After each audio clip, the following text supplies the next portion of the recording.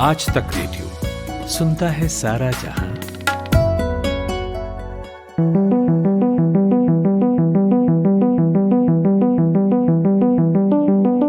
Corona महामारी को 1 साल बीत चुका है।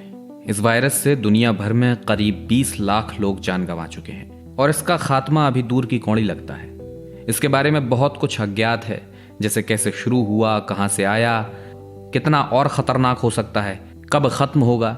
यकीनन इस वायरस की उत्पत्ति के बारे में जवाब बहुत कम है, लेकिन ये निश्चित है ये महामारी आखिरी नहीं है। भविष्य में इससे ज्यादा और खतरनाक वायरस हमारा इंतजार कर रहे हैं। ऐसे में आने वाले दिनों में हमें किसी भी अननोन बीमारी या महामारी के लिए सतर्क रहने की जरूरत है। इसी कड़ी में WHO यानी विश्व स्वास्थ्य संगठन ने अगली महामारी की तैयारियों के लिहाज से एक रिसर्च और डेवलपमेंट ब्लूप्रिंट तैयार किया है।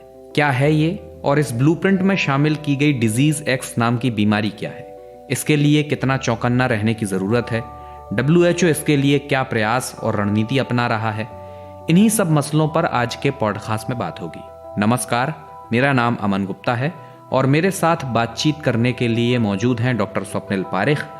डॉक्टर स्वप्निल ने कोरोना महामारी को लेकर एक किताब भी लिखी है और महामारियों के बारे में पढ़ते और रिसर्च करते रहते हैं। तो डॉक्टर स्वप्निल, बहुत बहुत स्वागत है आपका आज तक रेडियो के इस पॉडकास्ट में। Thank you. मुझे भी बहुत खुशी है आपके साथ पॉडकास्ट पर आने के लिए। तो डॉक्टर स्वप्निल, सबसे पहला सवाल आपसे यही करूंगा कि क्यों डिजीज एक्स की चर्चा हो रही है और इसके बारे में अब तक क्या जानकारी है? तो डिजीज, अभी हम एक ग्लोबल पैंडेमिक में हैं, तो अभी इंटरेस्ट है कि पैंडेमिक्स के बारे में, वायरसेस के बारे में, इन्फेक्शियस डिजीजेस के बारे में। तो हमें अभी साइंटिफिक कम्युनिटी को भी इसमें इंटरेस्ट है, गवर्नमेंट को भी इसमें इंटरेस्ट है और आम जनता को भी इसमें इंटरेस्ट है। तो इसी कारण ये टॉपिक अभी ज्यादा पब्लिक डोमेन में आ रहा है। पर साइंटिफिक कम्युनिटी में ये डिजीज एक्स क्या है? डिजीज एक्स एक प्लेस होल्डर टर्म है, तो ये कुछ भी हो सकता है फ्यूचर में। हमने एक ऐसे नाम बनाया है, WHO ने एक नाम बनाया है कि अगर कोई भी आगे इन्फेक्शन, कुछ ऐसे पैंडेमिक हो, तो यही जो प्लान बनाए डिजीज एक्स के लिए, वह प्लान एक्टिवेट कर सकते हैं वह फ्यूचर इन्फेक्शन के लिए। तो ये अभी टॉपिकल क्यों है? अभी हमने सब सुना है कि avian influenza, bird flu outbreak हो रहे वेरियस स्टेट्स, महाराष्ट्र में है, हिमाचल प्रदेश में, ऑल ओवर इंडिया। तो ये जो वायरसेस हैं, इन्फ्लुएंजा ए वायरस बोलते हैं उन्हें। तो मतलब ये हुआ कि इनके बारे में भी कोई खास ऐसी जानकारी नहीं है जिनमें भी पेंडेमिक पोटेंशियल है, उन सब बीमारियों को इसके अंदर रखा जाएगा। हाँ, तो जो फ्यूचर में जो भी वायरस आ सकती है, जो अभी हमें पता नहीं है या जो अभी हमें लगता है ह्यूमंस को इन्फेक्ट नहीं करती है, और ऐसे इन्फेक्शंस जिसमें हमारे काउंटर मेजर्स कम है, मतलब उनके लिए दवाई कम है, टेस्ट कम है, वैक्सीन नहीं है, तो वही खतरे वाले इन्फेक्शन को हम ये कैटेगरी में डालते हैं। तो डॉक्टर स्वप्निल, ये भी जानना चाहूंगा इसी के साथ में कि कौन से बड़े खतरे, कौन से बड़े वायरस हैं WHO किनको लेकर चिंताएं जता रहा है और जो डिजीज एक्स में तब्दील हो सकते हैं? तो ये एक हम इसको एक ब्लूप्रिंट प्रायोरिटी लिस्ट बोलते हैं, और ये लिस्ट में है जैसे अभी कोविड-19 भी ये लिस्ट में आ गया है, लिस्ट पर है। पर जैसे कोविड-19 की वायरस है, ऐसे दूसरे कोरोना वायरस, सार्स, मर्स, फिर निपाह सुना होगा, इंडिया में निपाह का आउटब्रेक हुआ था। इबोला, कोई लोग सुने होंगे, इबोला अफ्रीका में आउटब्रेक। इबोला जैसे थोड़े वायरसेस जो हेमरेजिक फीवर बोलते हैं।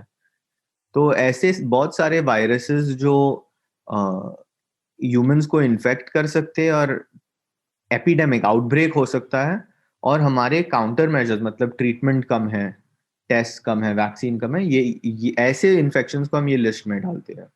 तो डॉक्टर स्वप्निल, जो चिंताएं जताई जा रही हैं वो यही कि आने वाली जो भविष्य की महामारियां हैं वो और भी खतरनाक होंगी। तो कैसे ये सब जो वायरस हैं उनसे तो हम झेल चुके हैं, उनके बारे में जानकारी भी रखते हैं थोड़ा बहुत, तो वो कैसे और डेंजरस हो जाएंगी? हमें जब भी हम वायरस का डेंजर हम सोच रहे हैं, तो दो चीज के बारे में सोचना पड़ता है। वो इन्फेक्शन का फैलता कितना है, how easily does it spread. अगर कोई ऐसे वायरस है जो ज्यादा फैल सकता है, जैसे जो वायरस कोविड-19 कॉज करती है, तो उसमें थोड़ा खतरा होता है। और दूसरी जी बात है, जब किसी को इन्फेक्शन हो जाए तो वह इंसान को कितना खतरा है, मतलब फेटालिटी रेट कितना है, ये वायरस से इंडिविजुअल को कितना सफरिंग होगा। तो अगर कोई ऐसे वायरस है जो जैसे सार्स कोवी टू जो कोविड-19 कॉज करते हैं, इसके जैसे फैलता है, बहुत आसान से फैलता है, पर उसका फेटालिटी रेट सार्स या मर्स या एवियन इन्फ्लुएंजा के जैसे है, मतलब बहुत सारे लोग मरेंगे भी, तो फिर उस जी ऐसे पैथोजन से बहुत खतरा है।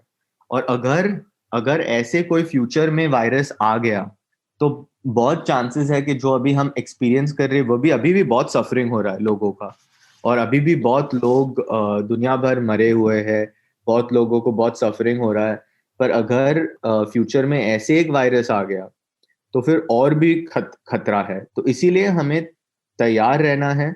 और जैसे देखो, कोई कोई कंट्री, चाइना में, साउथ कोरिया में, उधर सार्स हुआ था, मर्स हुआ था, जी एवियन इन्फ्लुएंजा आउटब्रेक्स हुआ था। तो हम बोलते हैं experience is the best teacher.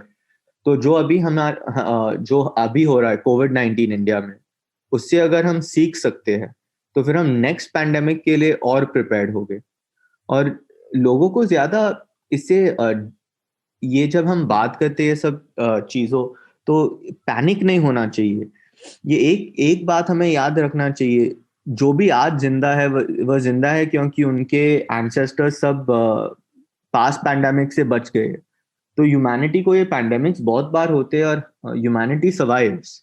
पर हमें अभी तैयार रहना है कि अगली बार इतना सफरिंग ना हो। जी जब डिजीज एक्स आउटब्रेक होगा, तभी हमें उसी आउटब्रेक को ही स्टॉप करना है। हमें जी यही ख्याल रखना चाहिए, जो छोटी आउटब्रेक होती है वह पैंडेमिक ना बन जाए। जी।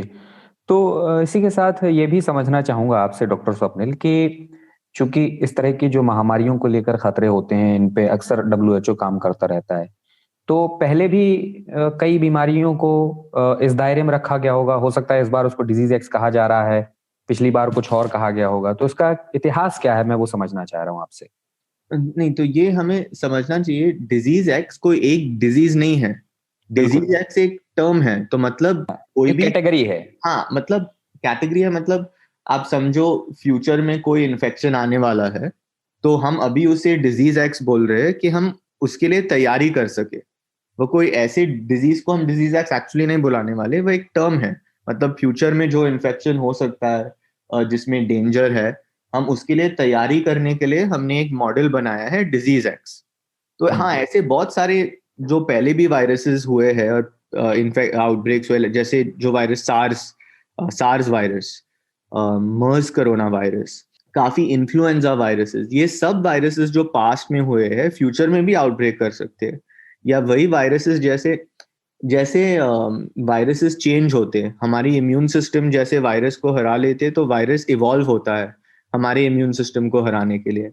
और फिर वो वायरस बाद में, थोड़े सालों के बाद, ये इन्फ्लुएंजा के साथ हम बहुत बार देखते हैं, वैक्सीन भी दोगे तो अगली साल एक नई स्ट्रेन आ जाती है। तो वायरसेस ऑल्सो इवॉल्व, म्यूटेशंस होते हैं, रिकॉम्बिनेशंस। तो हमें यही चीजों के लिए अभी डब्ल्यूएचओ देखती है कि वायरसेस कैसे चेंज हो रही है, जो पास्ट के वायरसेस है फ्यूचर में हमें उनको कैसे हराना है। और जैसे ये जो R&D ब्लूप्रिंट लिस्ट, जिसमें डिजीज एक्स है, जैसे ही कोविड-19 जब पैंडेमिक चालू हुआ, डब्ल्यूएचओ ने वही ब्लूप्रिंट लिस्ट को एक्टिवेट किया कोविड-19 को प्रिपेयर्डनेस के लिए, रिस्पॉन्डिंग टू दिस पैंडेमिक। और हुँ, अभी जो भी लर्निंग्स है ये पैंडेमिक से, हम फ्यूचर में भी अप्लाई कर सकते हैं। तो जो भी जी, पास्ट इन्फेक्शंस हुए हैं, हम उससे बहुत सीख सकते हैं, और जो अभी भी हो रहा है उससे बहुत हम सीख सकते हैं। और फिर जी, उससे जब फ्यूचर पैंडेमिक्स आए, वो लर्निंग से हम सेफ रह सकते हैं। बिल्कुल। डॉक्टर स्वप्निल आपने रिकॉम्बिनेशन की बात की, तो मैं रिकॉम्बिनेशन की प्रोसेस को थोड़ा समझना चाहता हूँ, ये कितना खतरनाक होता है और किस तरह से होता है? हमने सब सुना है अभी ये सार्स कोवी टू म्यूटेशंस के बारे में, कि वेरिएंट स्ट्रेन्स आ रहे, वेरिएंट्स हम उनको बोलते हैं, कोई लोग उनको स्ट्रेन्स बोलते हैं। तो वो म्यूटेशन से होता है। हर वायरस का एक जेनेटिक कोड होता है। जी, तो वो जेनेटिक कोड डीएनए या आरएनए होता है। कोरोना वायरसेस और इन्फ्लुएंजा वायरस में ये आरएनए होता है। आरएनए वायरसेस थोड़े जल्दी से म्यूटेट होते हैं, तो ये जेनेटिक कोड जब भी बदल जाता है तो फिर जो प्रोटीन्स, जो वायरस जिस चीज़ों से बनती है, वह भी चेंज हो जाता है। तो एक हर वायरस पर कुछ प्रोटीन होता है जिससे वह वायरस ह्यूमन सेल्स को इन्फेक्ट कर सकती है। तो आप समझो अभी एक वायरस है जो बर्ड्स को इनमें इन्फेक्शन कर रही है, समझो जैसे एवियन इन्फ्लुएंजा जी। तो वो वायरस में एक प्रोटीन है और वह प्रोटीन के कारण से वह वायरस बर्ड सेल्स को इन्फेक्ट कर सकती है।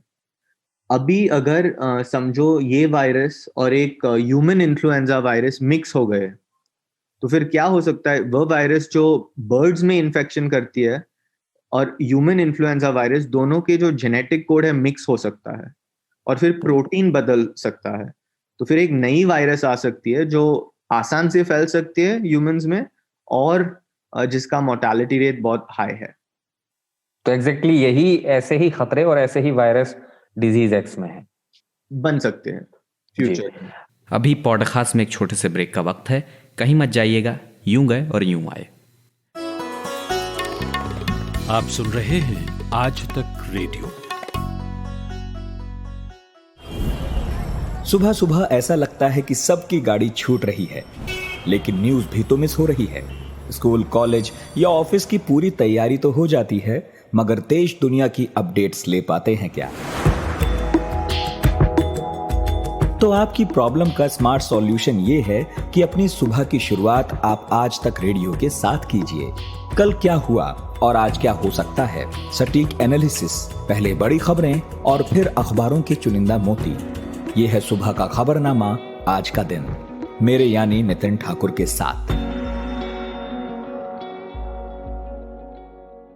ब्रेक के बाद आपका स्वागत है। आज तक रेडियो पर आप पॉडकास्ट सुन रहे हैं। मेरा नाम अमन गुप्ता है और आज हम बात कर रहे हैं डिजीज एक्स के बारे में डॉक्टर स्वप्निल पारेख से। अच्छा डॉक्टर स्वप्निल, आखिर में मैं आपसे ये समझना चाहूंगा कि ये जो WHO ने R&D ब्लूप्रिंट तैयार किया है, इनमें जिन वायरस को लेकर चिंता जताई गई है, उस पर किस तरह से काम कर रहा है WHO? बहुत सारा काम हो रहा है। तो फॉर एग्जाम्पल जो भी हमने आज कोविड-19 पर जो भी रिसर्च हो रहा है, वह एक साल में नहीं हुआ है। पहले जो कोरोना वायरस हुआ है, मर्स, सार्स, उस पर भी वैक्सीन का रिसर्च हो रहा था। तो तब से साइंटिस्ट देख रहे हैं अगर कोरोना वायरस फ्यूचर में आए तो कैसे वैक्सीन डिजाइन करना है। तब से उनको पता चला था कि इस तरह से कोरोना वायरस इन्फेक्शन कॉज करती है, फैलती है, ऐसे हमें ख्याल रखना है, सेफ रखना है। और वही ब्लूप्रिंट लिस्ट में जो भी डिजीजेस है, उनके लिए बहुत सारे रोबस्ट सिस्टम्स बने गए। फॉर एग्जांपल जो अभी कोविड-19 जो अभी ब्लूप्रिंट लिस्ट पर है, जो भी इन्फ्लुएंजा के लिए हमने सिस्टम्स बनाए हैं, तो monitoring systems, animal testing systems, human testing systems, vaccine manufacturing, वह सब सिस्टम्स हमने रिपर्पस किया कोविड-19 के लिए। तो जो भी काम अभी रिसर्च चल रहा है, ऐसे ही नहीं है कि वो ब्लूप्रिंट लिस्ट के लिए काम आएगा। अगर जो भी फ्यूचर डिजीज आ जाएगा, जो भी रिसर्च अभी चल रहा है, it gives us a head start. वही रिसर्च से हम आगे देख सकते हैं कि जो भी फ्यूचर पैथोजेंस आए, उससे हमें बहुत बेनिफिट होता है। इसी एक बहुत इंपॉर्टेंट चीज है, हमें इंडिया में भी ये रिसर्च बहुत करना है। जैसे वायरसेस का सर्वेलेंस हम कर रहे हैं, अच्छा काम कर रहे हैं इंडिया में, ऐसे नहीं कि हम नहीं कर रहे, पर और करना है, क्योंकि इंडिया बहुत very big country, so we need to do more work. जैसे ये निपा वायरस है, वो एक बहुत खतरनाक पैथोजन है जी। तो जैसे ये निपा वायरस है, अभी वो ये ब्लूप्रिंट लिस्ट पर है। तो अभी ये आउटब्रेक इंडिया में हुआ है, साउथ इंडिया में, तो हमें सबसे ज्यादा काम करना है, पूरे वर्ल्ड में हमें सबसे ज्यादा काम करना है, क्योंकि ऐसे पैथोजेंस हमारे घर के पास है। बिल्कुल, हमारे यहाँ मिले हैं ऐसे वायरस। तो डॉक्टर स्वप्निल, बहुत बहुत शुक्रिया आपका, इस पॉडकास्ट का आप हिस्सा बने और डिजीज एक्स से जुड़ी आपने ये तमाम जानकारी हम तक पहुंचाई।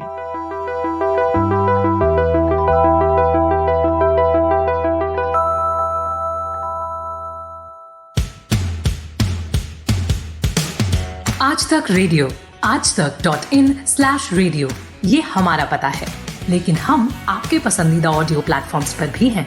Google podcast, Apple podcast, Spotify, Jio Saavn जैसे ठिकानों पर भी आप हमें सुन सकते हैं। और अगर YouTube आपकी पसंदीदा जगह है तो वहां पर भी हमें सब्सक्राइब कीजिए।